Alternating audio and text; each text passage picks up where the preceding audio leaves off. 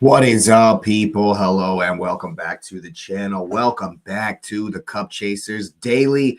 That's right, it's your daily dose of my thoughts on the prevailing news, action, and banter going on in the Premier League, in the social medias, and all of that good stuff going around, the headlines, all of that good stuff. And today, of course, I want to focus on the fact that a very large number of fans have kind of let banter take them over and are no longer, worried about their team winning. And it's actually kind of disgusting when you think about it that fans who say, well, they say they're fans of teams, and then they just decide that because they want their team to win, or that they want to be able to push a narrative, I should say, online, or they want to be able to banter their friends, or they want to be able to, say this or that to whoever, they all of a sudden, their team winning doesn't matter. And yes, people, I am indeed speaking of the Chelsea fans who have decided that their team losing yesterday was awesome, was amazing, and was incredible. And they're so excited that they've lost to Manchester City because of what it does to Arsenal's title hopes. Does that sound familiar to anyone? Does that sound familiar at all to anyone? Yeah, it should, because we've seen this before. And you know and then look at what's happening to that team. Look at what has happened to that team. Yeah. The team that decided it was more important for Heung-min Son to miss. The team that decided it was more important to lose so that their main rivals didn't win the league. Look where they're at now. Look what it's got them. Yeah. So let's go ahead and smash up the likes on this one as we get into it here. Make sure you are subscribed to the channel. If you are new, it would be an absolute honor, a pleasure, and a privilege to welcome you to the community. And of course, get that notification bell on, share it across the socials, all that good stuff. Now, the thing that actually has me, the one thing that has me doing this video this morning is not actually, I will say that the guy at the Man City game, at the Chelsea Man City game, drinking the Arsenal bottle, I thought that was hilarious. Okay, I thought that was absolutely hilarious. Banter has its place in football. Banter is funny when it's done properly. The noise is there for Arsenal because of what we've done, because of what we haven't done, right? And so the title banter of Bottle Jobs FC and oh, you guys are this and that, I get it and I understand it. And objectively, it's funny. You got to have a sense of humor. You can't take yourself too seriously, right? But when you let that banter go from,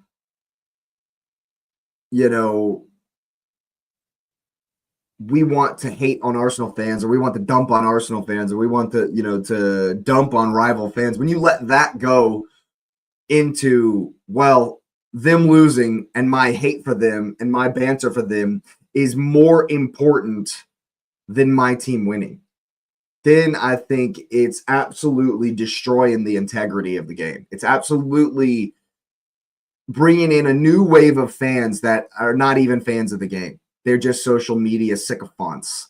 They're not actually hoping their team wins. So what are you doing here? What are you even doing in the space? Like, the whole point of all of this is to win. Now, I understand that Blue Co doesn't want to win. They're there to make money. Okay. And there is a part of the Chelsea fan base that isn't like this, that hates Blue Co and that understands their club is a dumpster fire, and that they're going down. They're going down hard. Up, flames and all. They're going down really hard right now because that was an abysmal performance from the team. And yet everyone's more focused on the homie in the stands drinking the Arsenal bottle, or everyone's more focused on the fact, that Arsenal just lost ground in the title race, and everyone thinks we're going to get ran down. But when giant accounts, when huge names in the social media world, in the football YouTube world are saying these kinds of things, it's incredibly disappointing. And I'm going to call it out. Rory Jennings is somebody who I've been a huge fan of. Huge fan of. I don't like his takes on Arsenal, obviously, because he's a mad big Chelsea fan. But that's okay. That's fine. Banter, of course, has its place in this game, in this space. So I don't mind it. But I lost a massive amount of respect. I lost a ton of respect for him. I lost a huge amount of respect for him. He's no better than Spurs fans. He's no better than the Spurs fans who said the same. And you can look 24 months into the future, my friend. Look 24 months into the future. And you might see yourself where Spurs are right now with that attitude. Because that is where Blue Co is taking you.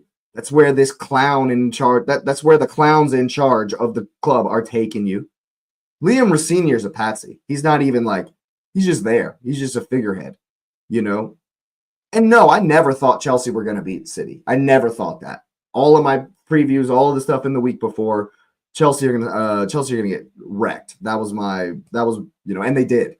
And I think that it's not unconnected. It's not unconnected from the banter in social media. It goes from, the stadium, and this is not necessarily the people in the stands, obviously. I can't speak to those people, but the people online that are saying these things, and, it's just clicks, man. We've just gotten to where in this social media age, if you're doing content on YouTube or on TikTok or on Instagram or whatever, it's more important to bash other teams because that gets clicks. And I understand that. I actually don't have a problem with that. I'm on YouTube. I want clicks. I'm on Instagram. I want people to click on my thing. I want people to click on my TikTok, and I want views. And I get it. I understand. But I will never, ever, ever, ever, ever, ever, ever, ever, ever, ever sacrifice the real reason that I'm even here in this space. What's up, Lumen? How you doing? Hope you're well. If I came on here and decided that we should lose to West Ham, so Spurs are definitely going to get relegated. And I know that's an insane example because I'm in a title race.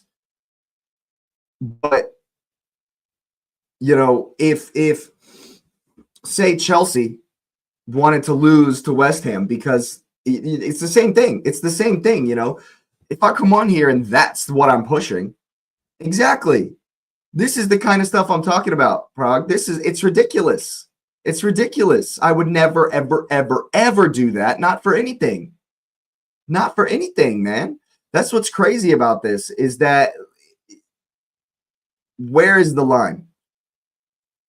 And in today's day and age, more and more and more, that line is becoming super defined. Super defined, really easy to see. It's real easy to see because people are straight up telling you. Rory Jennings went on not even his own channel. He was on Talk Sports saying that he desperately hopes they lose to Manchester City. Now, I understand it if you have no followers, I understand it if I were saying things like that. I've only got 277 subscribers right now. If someone like me was saying that, whatever, you could just be like, look, this guy's just trying to get clicks. This guy's just trying to get engagement or whatever. But when Rory Jennings does that, I feel like when you are that big of an account, you represent a massive percent of your fan base, and you do stuff like that. And you say stuff like that. it really makes me think that you care more. And this is Rory Jennings we're talking about, who talks about his love of Chelsea and how long he's been supporting Chelsea and all this, and it's more important to lose. I think he's overlooked the fact that his club is going down in flames so that he can give Man City a leg up in the title race. The last team that did that is about to get relegated. The last team that made a big deal out of something like this is about to get relegated. Look 24 months into the future and you will see your destiny. And I think that fans online have taken over the discourse. I think that banter has taken over the discourse. Is anybody even speaking on the fact that Man City were amazing? That Man City are playing well? Or is it just, well, we gave them a leg up. Yes, success. We gave them a leg up today. We made sure they did good. No. They didn't. Does the team obviously hears that. I've spoke on this channel before that I know for a fact the teams, the stuff gets into the locker room. It gets into the locker room for sure. And so imagine what, especially in this horrendous situation that the locker room is already in. Enzo's suspended internally for talking shit in the media. Cucurella saying things about the owners in the media. And you don't think this gets into the locker room? You don't think this bullshit? Oh, we should lose so that Arsenal don't win the title because we hate Arsenal. It tells me that your hatred for me is more important than your love of your club. And that's a sad state of affairs. It's a sad, sad state of affairs. And what it is, supporting your team has become secondary to winning online. City absolutely dominated them. City absolutely dominated them. And my point about that, Prague, is that got into the locker room. I know it did. What does that do to you as a player? What does that do to your head as a player when you're going into a game and you know it's going to be so tough? You know that you already know the game is going to be really, really tough. But then your fans don't even want you to win. What does that got to do to the mentality? What does that have to, I can't imagine what that does to your mindset going into a game against a team that you know are going to really, really make you work. You get that kind of a performance. I mean, I don't even have to tell you. You get the performance that we saw from your team. Lackluster, non-existent, ghost-like, I would say. And in this day and age, it seems like supporting your team has become secondary to winning online. And maybe that's why my channel is, I've been here for 4 years and my channel is still where it's at. Is because I say what I actually want Arsenal to win. I actually want my team to do well, no matter what other teams are doing. Maybe that's why. Maybe I haven't bought into this. Maybe I should. Maybe I should just start doing banter. Maybe just a straight banter channel, just a straight bullshit channel, because that's what seems to get clicks. That's what seems to get engagement. That's what people want to win online. They don't give a shit about their team, the team that they profess, the team that they put on their shirt. I'm just not like that.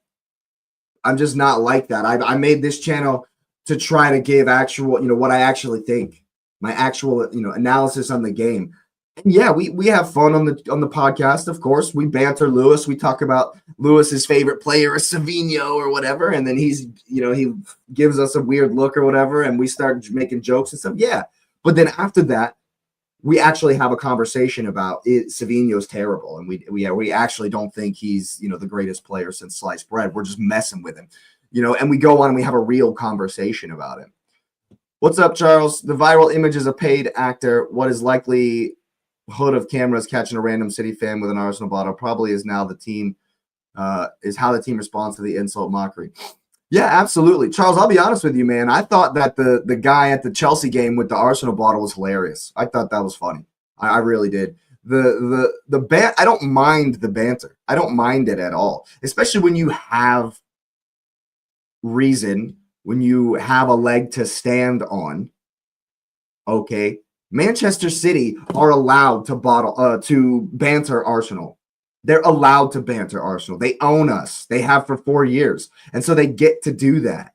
And so yes, the guy gets to drink the bottle and go on camera and go viral. He gets to do that because they have been so much better than us in Arteta's reign. He gets to do that. Okay. And we just have to deal with it. Thanks, Arteta. That is what it is. Chelsea fans don't have a leg to stand on.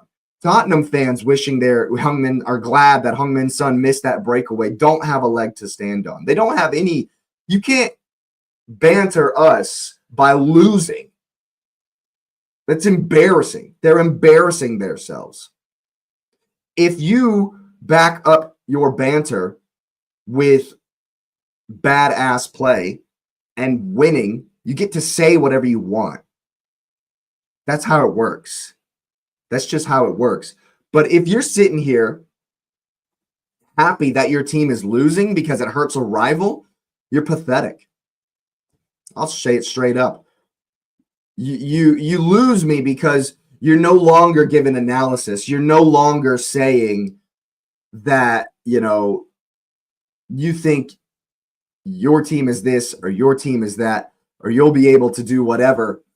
You're just hoping that I don't win. What are you even in the space for? What are you even going to the game for? Like,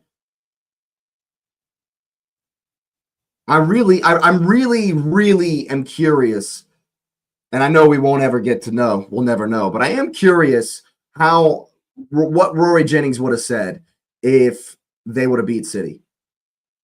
Very curious as to what all these fans. You know how many times I've seen the meme of David Luiz lying on the ground with his smile, and it says all the Chelsea fans right now. I've seen that meme 150 times in 12 hours.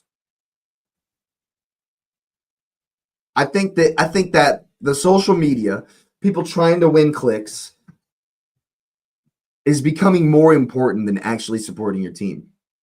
And I think what it's really doing, is it's making the gap between online fans and fans in the stadium.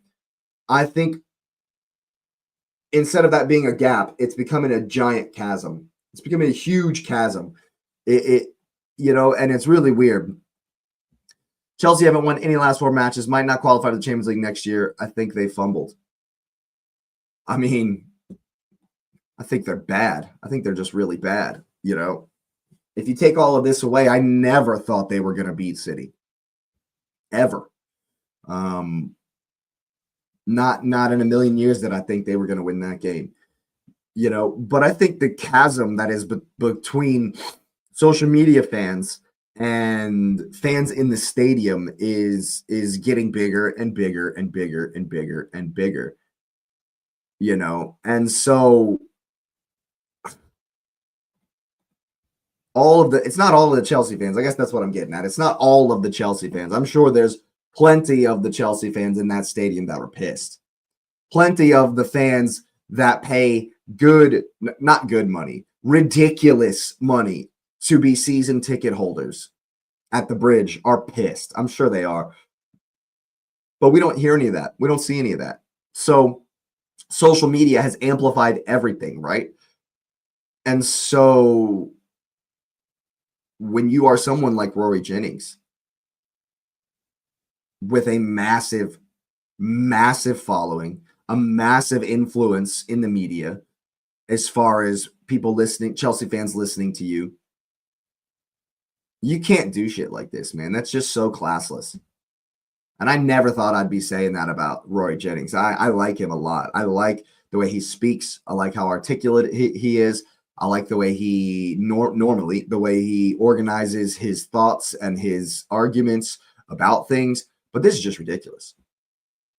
And maybe it'll come. I'll hold my hands up. Maybe it will come out that TalkSport paid him a bunch of money to say that. I'm never ever gonna, I can't actually be mad at somebody who it's not a great look. It's not a great look, but I'm never going to judge someone for trying to do well for themselves or whatever. Sometimes if people are going to offer you ridiculous money to do something simple, I understand. I'm not going to say I condone it or that I would ever take money to say that I hope Arsenal loses, because that's just not who I am.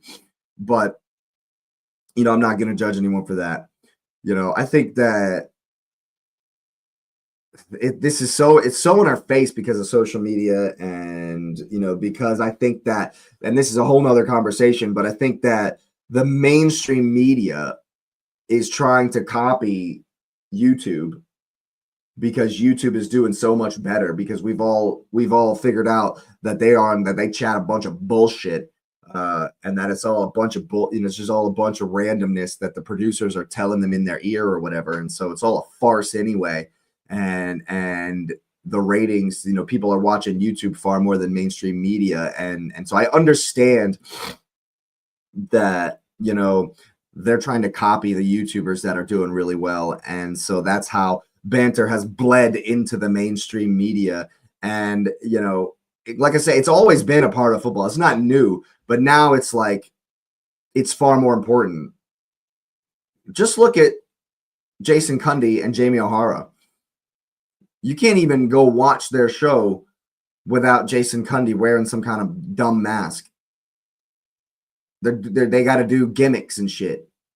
Like, I don't understand. I don't understand why bantering the other team and screaming, "Have you seen this? Have you seen that person?" is more important than like actually doing analysis and actually talking about stuff and actually, representing your fan base with some class. That's no longer important. I don't understand. And it's I think that social media has also inflated the fan bases. When you talk about there's a global fan base and there's people all over the world. I think that those people all over the world are far more influenced by the likes of Rory Jennings than they are by the likes of Leon Rossignol or the players on the pitch. They're far more influenced by the people that, are in a bedroom saying randomness, saying crazy sensational shit about the team.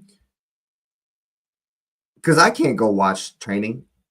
I can't go talk to Arteta every day, So what I see is what I see, and I'm not even there. I'm not even in England, So what I see is all news. It's all social media. It's all, I got to do my own research on stuff and look at the websites and go read articles and stuff like that, But it's so easy to not do that. As fans, in other countries or, in other cities or whatever that don't get to go to the game, it's so easy to just hear some massive account, like to hear AFTV or someone or Rory Jennings say something about the game or about the team or about the environment around the club and be like, yep, that's how I feel. I'm going to piggyback that because Rory Jennings said it. And I think that influence is making fan behavior become more performative.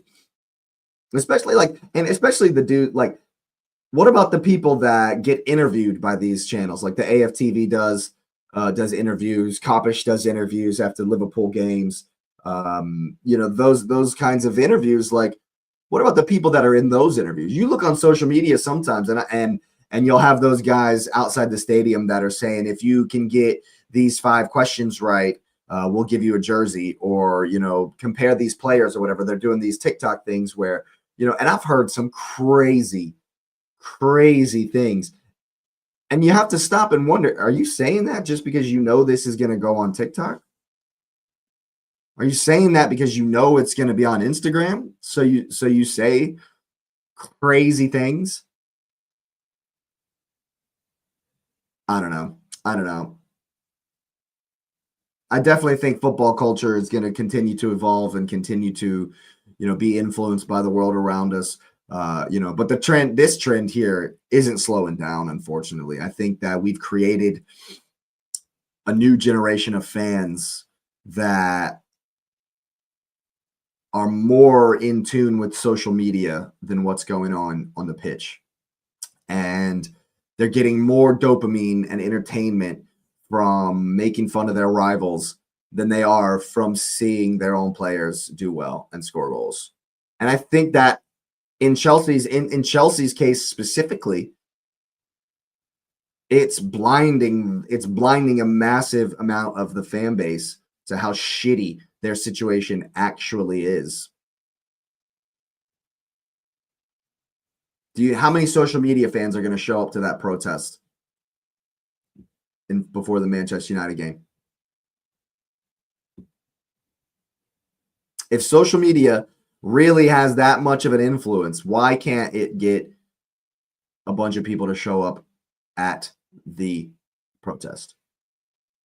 Because what happened the last time there was a Chelsea protest is going to happen next weekend. There'll be a lot of noise. There'll be a lot of, there'll be a lot of shouting, a lot of pounding, beating of the drums, and then they're all going to go into the match.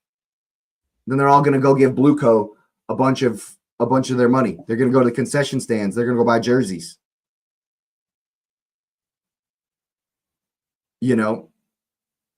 And so,